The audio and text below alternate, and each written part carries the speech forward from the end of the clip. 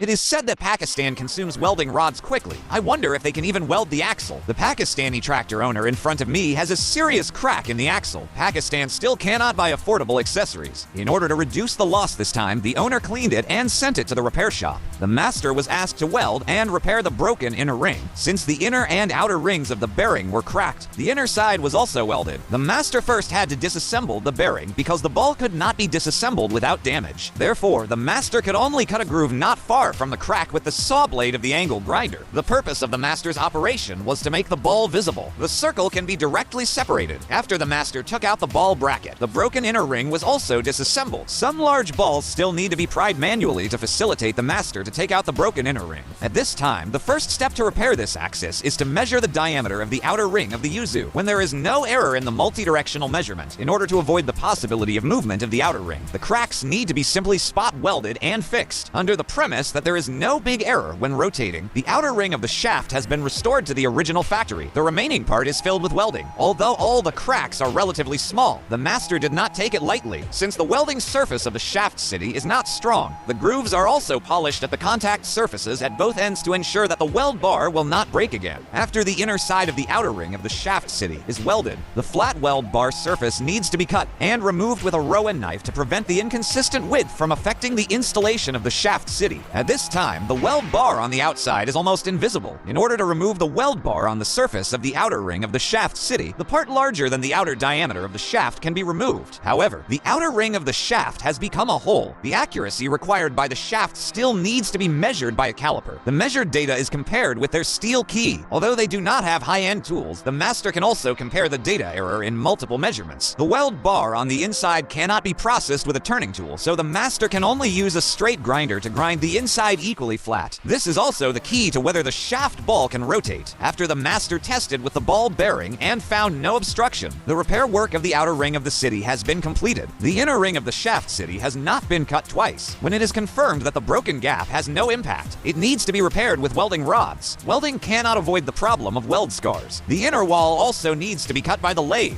With the previous processing experience, the cutting of the inner wall and the outer side is also very fast. The processing has been completed. However, the inner wall will not affect the rotation of the ball bearing. In order to install the shaft city back to its original position, the master still needs to process the details. Then use sandpaper to grind the outer ring until there is no trace of welding bar. At this time, the inner and outer rings that have been repaired need to be simply tested with the original ball bearing. However, the shaft travel is relatively easy to disassemble. To reset the ball bearing, it is necessary to use the continuous knocking of the valve head. The inner ring is kept centered by the extrusion of the ball bearing. After the master fixes the ball bearing bracket, the outer ring surface needs to be finished with sandpaper. This is done. After the master's simple test, the cracked shaft travel has been repaired. This welding technique is amazing.